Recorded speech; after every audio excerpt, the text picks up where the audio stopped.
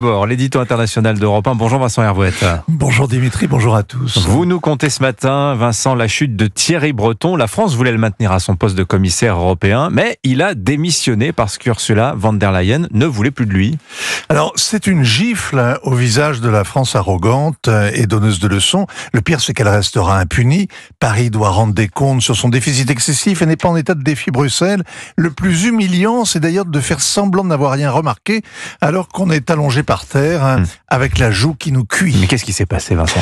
Ursula von der Leyen a bouclé hier le casting de sa commission qu'elle présente ce matin aux eurodéputés. Ils s'impatientaient, ils vont retourner sur le gris chaque candidat.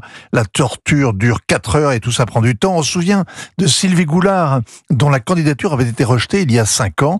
Premier affront européen de la présidence Macron. Ce sont les capitales qui désignent les commissaires. Il y en a beaucoup trop, certains ne servent à rien, mais aucune des 27 nations ne renoncerait à avoir son représentant au sein de l'exécutif européen.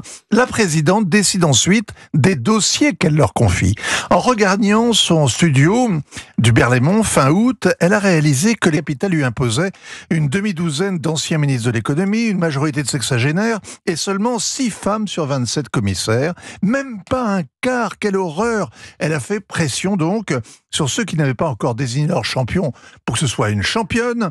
Elle a aussi promis aux petits pays, au gouvernement maltais, slovène, roumain, d'accorder davantage d'influence à leurs commissaires si c'était des femmes. Ça a marché, 10 femmes sont à l'affiche ce matin à Strasbourg. Et donc la présidente de la commission a répété à Paris ce petit marchandage. Le chantage, on s'y habitue très vite. Elle s'est débarrassée de Thierry Breton en promettant que son remplaçant coifferait davantage de dossiers. En réalité, le sortant s'occupait de la politique industrielle, du marché intérieur, du tourisme, de l'audiovisuel, du numérique, de la défense et de l'espace, et d'autres lieux découverts à marée basse. C'était de facto le numéro 2 de la commission. Son remplaçant fera lui de la figuration. Le Polonais devrait rafler la défense, l'Italien jouer les premiers rôles. Le mépris est l'autre habitude qui s'acquiert très vite. L'impératrice d'Europe a traité la France, membre fondateur de l'Union, 2e en taille, en nombre d'habitants, en économie, comme un petit pays. Emmanuel Macron peut bien bramer son amour de l'Europe, il est inaudible. Mais pourquoi Ursula von der Leyen ne voulait pas de Thierry Breton ? Le numéro 2 ne supportait plus le numéro 1 et vice-versa. Il a dénoncé son autoritarisme. Dans sa lettre de démission, il évoque même une gouvernance douteuse. On aimerait les détails.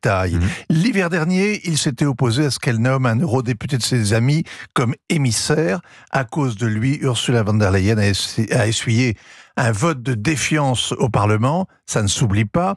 Il a aussi torpillé la nomination d'une Américaine consultante d'Amazon, d'Apple et de Microsoft à un poste clé pour la régulation des géants de la tech. Et il a défié Elon Musk, elle était furieuse. Quand on traite une femme d'impératrice, il faut s'attendre aux représailles.